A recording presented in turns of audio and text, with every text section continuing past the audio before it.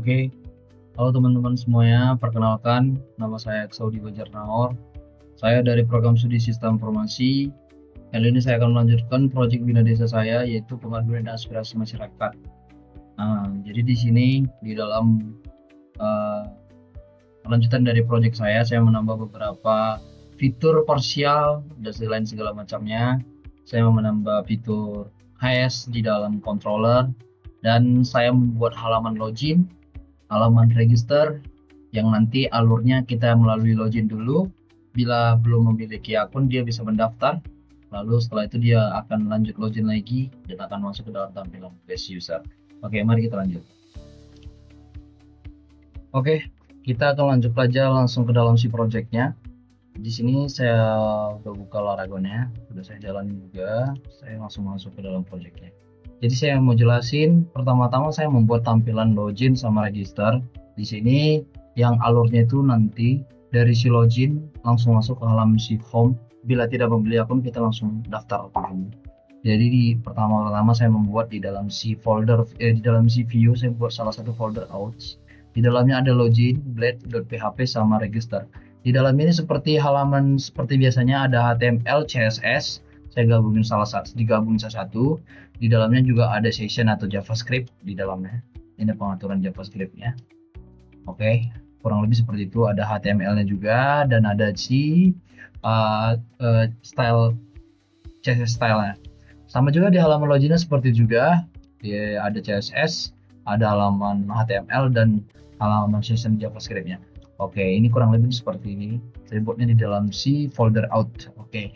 Dan saya membuat di dalam salah satu folder controller itu adalah out controller, di mana saya membuat sebuah function sum from itu yang memanggil data dari CPU. Kita harus tetap gunakan ini karena dia CPU akan melempar data kepada si controllernya. Dan kita langsung lihat aja dia situ out login sesuai dengan si siapanya. Jadi apapun yang ada di dalam si out ini itu akan dipanggil oleh si controller out controllernya. Oke. Di dalamnya saya membuat seperti this dan ada request valid atau email dan password, dan di sini ada first the only password, ada if juga jika maka di sini ada out. Event or request remember, seasonnya regenerate. Di sini dia nanti setelah dia melakukan login, nanti login akan berhasil. Nanti ini akan ditampilkan di dalam si homepage-nya. Gitu. Dan di sini saya juga membuat salah satu hash. Hash ini kegunaannya untuk membaca yang kurang lebih nanti kita bisa praktekkan nanti di dalam Opahas. Dan saya juga menambah function serve from registration. Nah, kita jangan lupa memanggil data registrannya dari yang si view out ya. Di sini juga saya menambah beberapa referensi valid, bisa mengisi nama, email dan password. Kurang lebih seperti ini. Setelah itu nanti dia akan return home. Dia langsung nanti setelah kita melakukan registrasi ini, dia sebenarnya langsung mengarah ke dalam si homepage-nya. Nanti langsung dibikin registrasi berhasil.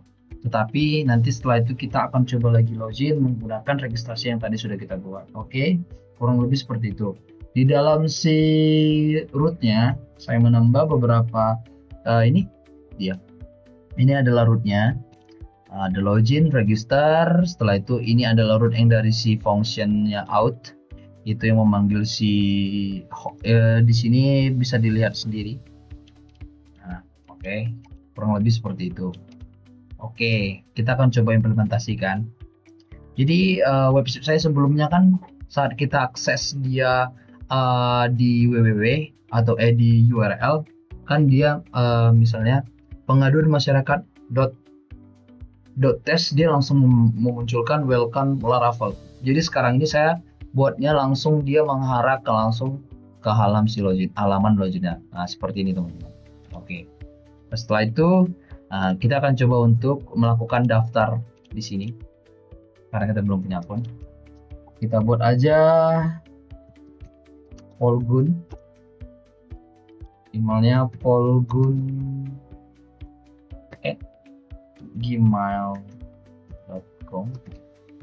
Oke, terus passwordnya polgun 123. Polgun 123. Kita ulang lagi. Polgun 123. Oke. Setelah kita cek, setelah itu saya menyetujui syarat dan ketentuan untuk kebijakan privasi. Oke, kita langsung daftar aja.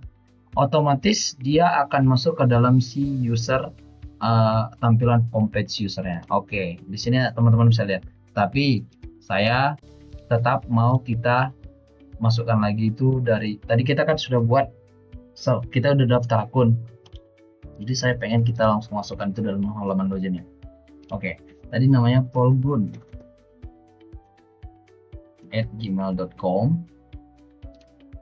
dan kita akan masukkan passwordnya polgun123. Otomatis dia akan masuk ke dalam homepage. Oke, saya akan memberikan beberapa penggunaan dari hash tadi dan segala macamnya. Jadi teman-teman, misalnya kita belum punya akun, kita masukkan akun asal-asalan. Misalnya Polgun 12 gini, Polgun 12, passwordnya tetap sama. Ini apa nih, teman-teman ya? Misalnya mana tadi Polgun, kita tambah di sini 12, passwordnya kita buat Polgun 12. Dia akan menampilkan seperti ini. Email atau password salah, jadi itu adalah kegunaan dari si hash tadi. Jadi semisalnya kalau teman-teman tidak mengisinya dengan benar, dia tidak akan terinput. Dan teman-teman kalau bisa buat di sini misalnya nama gitu, tapi tidak sebuah kayak Gmail, dia akan please accounted, misalnya gini, kita tambahin aja gini, email atau password salah, dia tetap akan tidak bisa kebaca gitu. Oke, coba kita login lagi kembali. polgun@gmail.com sama polgun123. Oke, inilah halaman tampilan login berhasilnya tadi yang saya kasih tahu dari si controllernya tadi. Ini, dan saya juga menambah di dalam menambah juga di dalam CPU-nya tadi di bagian JavaScript-nya tadi. Teman-teman bisa lihat itu yang tadi ini. Register berhasil sama login Anda sukses. Itu adalah tampilan home ataupun seperti pop-up, dibilang lah pop-up bahwa Anda berhasil masuk. Oke, pada tampilan di sini saya juga mau jelaskan saat user login dan ataupun dia mau mendaftar. Jadi dia nanti akan masuk ke dalam database yang ada di dalam si user. Jadi kalau saat kita mau daftar tadi di sini, kita tadi kan sebelumnya sudah melakukan pendaftaran dan masukkan beberapa nama, email, dan password kita. Setelah kita login, dan dia akan masuk ke dalam tabel user. Di sini saya juga kita bisa cek juga di dalam migration. Kita buka di dalam migration, di sini ada tabel user. Di sini ada salah satu database namanya tabel user. Ini ada tabel user dan segala aktivitas yang dilakukan dari kita mendaftar itu dari sini database-nya. Dan kita bisa langsung cek database-nya di dalam si Laragon, di dalam MySQL. Kita langsung buka aja MySQL. Kita langsung open aja. Dan saya coba akan melihat, kita refresh dulu. Kita langsung buka di dalam tabel user. Setelah kita buka tabel user, kita langsung cek aja di dalam syntax query, dalam command prompt. Kita buka aja users. Terus kita jalankan. Ini dia. Ini adalah salah satu nama yang kita gunakan tadi, ada Polgun Gmail. Dia nampak juga. Ini adalah salah satu user yang sudah terdaftar. Sebelumnya saya juga udah buat beberapa akun yang saya akan coba-coba. Jadi itulah database yang saat user mengisi datanya untuk melakukan pendaftaran, dia akan masuk ke data users seperti itu.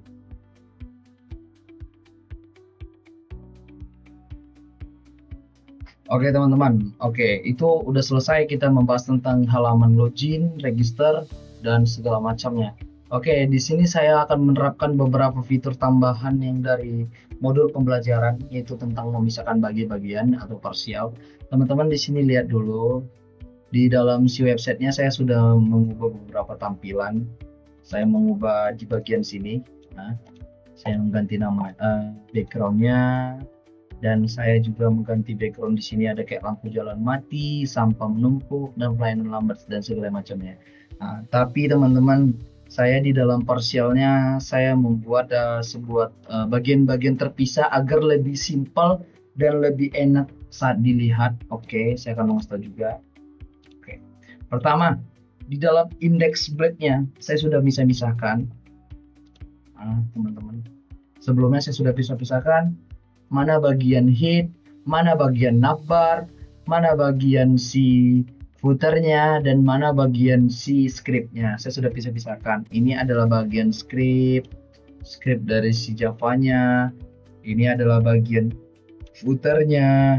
Ini ada bagian dari navbarnya sampai sini. Sampai sini ini adalah bagian dari si navbar. Nah, dan ini adalah bagian dari si headnya. Head ini bagian dari link style CSS yang akan kita sambung-sambungin. Jadi teman-teman, sebelumnya kan ini bisa sampai banyak, bahkan sampai ratusan baris, sampai bahkan kalau nggak salah sampai 700-an baris. Jadi caranya kita supaya lebih simpel mengetahui di mana letak bagian ini. Misalnya kita di websitenya, bagian ini di mana ya? Bagian beranda ini di mana ya? Bagian yang ini di mana ya, gitu ya? Bagian yang layanan kami ini di mana, bagian yang ini di mana, segala macam kan. Kita kan nggak tahu, kadang kita kan juga menggunakan Bootstrap, kita nggak tahu juga tata letaknya. Jadi cara saya itu seperti ini. Saya memisahkan dari bagian-bagian, kan ini sebelumnya kayak gini. Ini portnya panjang kan. Jadi saya menutup bagian-bagian, misalnya gini ya. Saya cek bagian si navbar. Di sini kan ada pengaduan dan masyarakat. Ini bagian si navbarnya, bagian button-button yang ada di navbarnya. Jadi di sini kita bisa langsung tutup di sini. Otomatis dia di sini.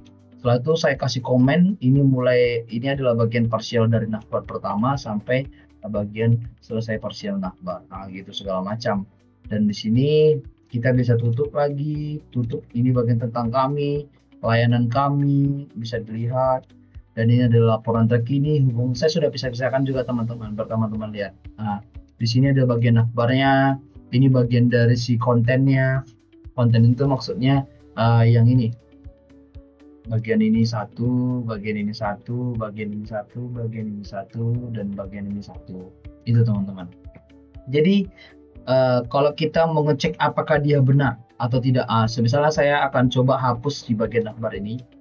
Saya akan coba hapus di bagian navbar ini. Kita hapus saja. Setelah itu kita refresh saja. Nah, otomatis si bagian navbarnya hilang teman-teman. Berarti pas itu bagian navbarnya. Dan teman-teman bisa lihat sendiri. Oke, kita bisa langsung kembalikan lagi.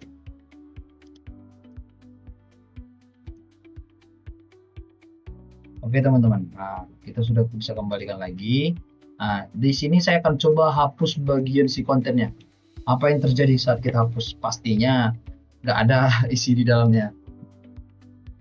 Dia pastinya cuma hanya menampilkan ini aja. Berarti bagian si beranda dan segala macam, beranda tentang layanan kontak itu hilang semuanya. Nah, jadi begitu. Kalau kita kembalikan lagi, tutup lagi lah. Tutup. Panjang soalnya. Oke, tutup lagi, satu kita refresh saja, pasti dia akan kembali lagi. Oke, kurang lebih seperti itu. Dan juga di dalam siapanya saya menambahkan foto, itu yang ada di dalam index tadi.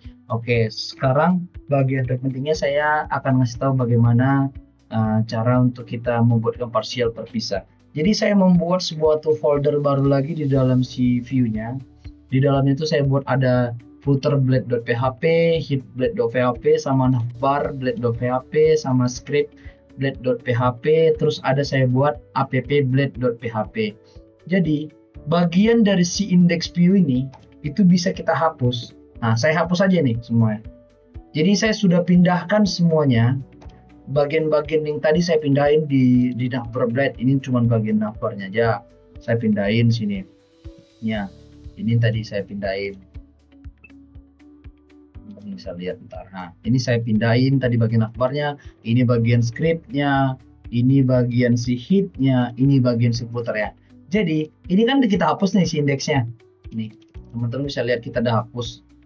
Kita nggak usah perlu takut kalau dia mau hilang karena kita sudah set up di dalam si app blade.php. Jadi caranya kita langsung kontrol partial aja hit, dia akan memunculkan itu. Jadi bagian-bagian tadi sudah saya pisah. Apa nih? Nah, bagian-bagian tadi sudah saya pisah seperti ini, teman-teman bisa lihat. Jadi semuanya teman-teman bisa lihat aksesnya di dalam si app di dalam app blade.php. Nah, misalnya kalian teman-teman mau lihat bagian si navbarnya, dia langsung mengarahkan si navbarnya. Teman-teman boleh bagian si footernya, dia langsung mengarahkan si bagian footernya. Teman-teman bisa lihat di bagian si scriptnya, dia langsung mengarahkan scriptnya. Jadi teman-teman gak usah perlu takut. Jadi kita nggak perlu, misalnya kita balik kanannya, kita nggak perlu harus baca satu-satu semuanya ini. Jadi kita bisa akses per bagian saja. Jadi lebih simpel, pastinya kita lebih simpel gitu kan. Dan itu itu banyak digunakan oleh programmer web khususnya agar lebih simpel dalam menyelesaikan suatu error ataupun masalah apapun apa yang pengen diubah di dalam tampilan desain. Mungkin sekian dari project lanjutan saya kali ini. Saya ucapkan terima kasih.